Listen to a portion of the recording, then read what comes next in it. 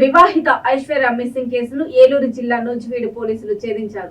రెడ్డిగూడెం మండలము కూనపురాజుపర్వ గ్రామానికి చెందిన ఐశ్వర్య ఈ నెల 3వ తేదీ నుండి కనబడడం లేదని ఆమె తండ్రి ఫిర్యాదు చేశారు. ప్రియుడితో కలిసి జగ్గేపేటలో ఉన్న ఆమెను డీఎస్పీ అశోక్ కుమార్ ఆధ్వర్యంలోని పోలీసులు సాంకేతిక పరిజ్ఞానంతో గుర్తించి ఆమె తండ్రికి అప్పచెప్పారు. కాగా ఐశ్వర్య మిస్సింగ్ కేసు విచారిస్తున్న తరుణంలో ఆమె బంధువులు పోలీస్ స్టేషన్లోకి చొచ్చుకొని వచ్చి ఆమె భర్తను అప్పగించాలంటూ దురుసుగా ప్రవర్తించారు. వారిపై కేసు నమోదు చేశామని ఆయన తెలియజేశారు. అంటే ఆ అసాల్ట్ జరిగినటువంటి మన దాని సందర్భంలో మొత్తం మేము 4 persons ప్లస్ మరికొందరు ఉన్నాం. అది సీసీటీవీ ఫుటేజ్ని బేస్ చేసుకొని వాళ్ళందరినీ ఎలిసిట్ చేసుకొని ఇన్వెస్టిగేషన్ ముందుకు తీసుకెళ్తాం. Okay sir. పోలీస్ స్టేషన్ మీద దాడి కానే కాదు, మెయిన్ జరిగింది ఏంటంటే ఆ యొక్క భర్త పోలీస్ స్టేషన్లో ఉన్నాడు. ఆ భర్త పోలీస్ స్టేషన్లో ఉంటే ఆ భర్తను మాకు అప్పచెప్పండి అని ఆ భర్త మీద, తర్వాత ఆ భర్తకు సంబంధించిన మేనమామ మీద వాళ్ళు ఆవేశంతో ముందుకు వచ్చారు. ఆ ముందుకు వచ్చిన సందర్భంలో అది పోలీస్ స్టేషన్లో వేగంగా రావడం కానీ లేకపోతే ఒక ఆవేశంతో రావడం కానీ జరిగింది. మా దగ్గర మా పోలీస్ స్టేషన్లో కూడా సీసీటీవీ ఫుటేజెస్ ఉన్నాయి. దాంట్లో స్పెసిఫిక్గా ఈ పోలీస్ స్టేషన్ అయితే ఎప్పుడైతే ఆ అబ్బాయిని ఎవరు భర్తని వాళ్ళు దాడి చేయడానికి ట్రై చేసినప్పుడు జనరల్గా మా పోలీస్ స్టేషన్లోనే మరి వ్యక్తి మీద దాడి చేస్తే మేము కాపాడాల్సిన బాధ్యత మాకుంది.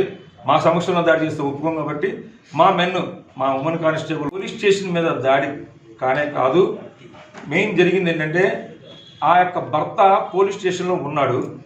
ఆ భర్త పోలీస్ స్టేషన్లో ఉంటే ఆ భర్తను మాకు అప్పచెప్పండి అని ఆ భర్త మీద, తర్వాత ఆ భర్తకు సంబంధించిన మేనమామ మీద వాళ్ళు ఆవేశంతో ముందుకు వచ్చారు. ఆ ముందుకు వచ్చిన సందర్భంలో అది పోలీస్ స్టేషన్లో వేగంగా రావడం కానీ లేకపోతే ఒక ఆవేశంతో రావడం కానీ జరిగింది. మా దగ్గర మా పోలీస్ స్టేషన్లో కూడా సీసీటీవీ ఫుటేజెస్ ఉన్నాయి. దాంట్లో స్పెసిఫిక్గా ఈ పోలీస్ స్టేషన్ అయితే ఎప్పుడైతే ఆ అబ్బాయిని ఎవరు భర్తని వాళ్ళు దాడి చేయడానికి ట్రై చేసినప్పుడు జనరల్గా మా పోలీస్ స్టేషన్లోనే మరి వ్యక్తి మీద దాడి చేస్తే మేము కాపాడాల్సిన బాధ్యత మాకుంది. మా సమక్షంలో దాడి చేస్తే ఒప్పుకోం కాబట్టి మా ఉమెన్ కానిస్టేబుల్ పేరేంటి మా ఉమెన్ కానిస్టేబుల్ అమూల్య కానీ ఇతర మన మేల్ కానిస్టేబుల్స్ కూడా చాలా చాకచక్యంగా వాళ్ళు ఈ సందర్భాన్ని అడ్డుకొని ఆ కుర్రను ఆపారు.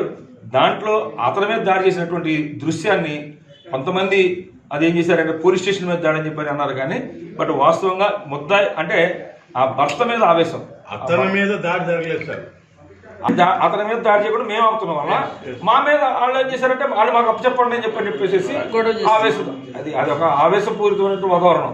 అంతేగాని ఇప్పుడు దాడి అనేటటువంటి సందర్భం వస్తే ఎటువంటి పరిస్థితులు దానికి 147, 148, రెడ్ విత్ 149 అనేటటువంటి సెక్షన్స్ ఉన్నాయి. ఆ సెక్షన్స్ వస్తాయి దాడి అనేది. అందుకనే మేమేం చేసాం, ఇక్కడ ఒక criminal force they have applied criminal force.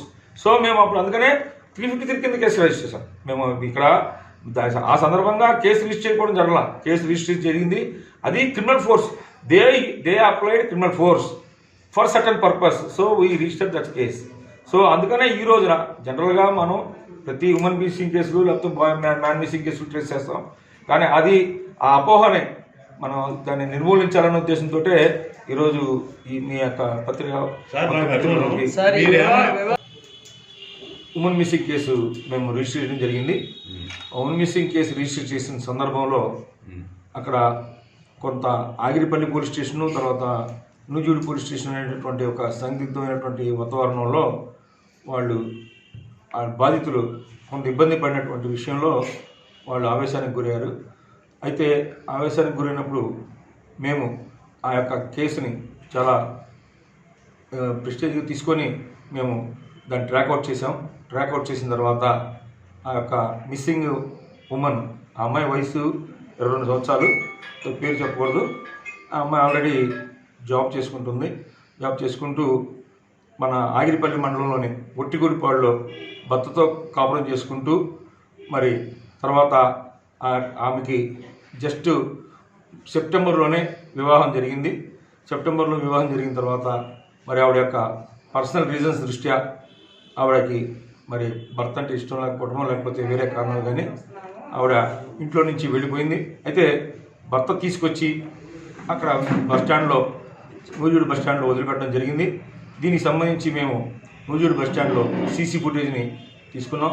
CC ఫుటేజ్కి అనుగుణంగా అక్కడ మాకు లభించినటువంటి కొన్ని ఆధారాలను బేస్ చేసుకొని క్లూస్ని బేస్ చేసుకొని ఇన్వెస్టిగేషన్ ముందు తీసుకెళ్ళిన దాని మీద మరలా ఈ నూజివీడు బస్ స్టాండ్ నుంచే ఒక విజయవాడలోని వాళ్ళ యొక్క రిలేటివ్కి ఆమె కూడా లేడీనే ఫోన్ చేసిన తర్వాత అక్కడి నుంచి మరలా ఆవిడ వేరే ఊరికి వ్యక్తితో కలుసుకొని ముందుకెళ్ళడం జరిగింది. ఆ వివరాలన్నీ కూడా మేము ట్రాక్అవుట్ చేసుకొని వాళ్ళని ట్రేస్ చేసి తీసుకొచ్చి ఈ రోజున మీ సమక్షంలో వాళ్ళ తల్లిదండ్రులకి అంటే ఇతర ఆడవాళ్ళని తీసుకొచ్చారా సార్? ఆ అమ్మాయిని చెప్తున్నాం. మీ ప్రశ్నకి నేను ఆన్సర్ చెప్తాను. చెప్పండి. సెక్షన్ల మీద కేసులు కట్టారు.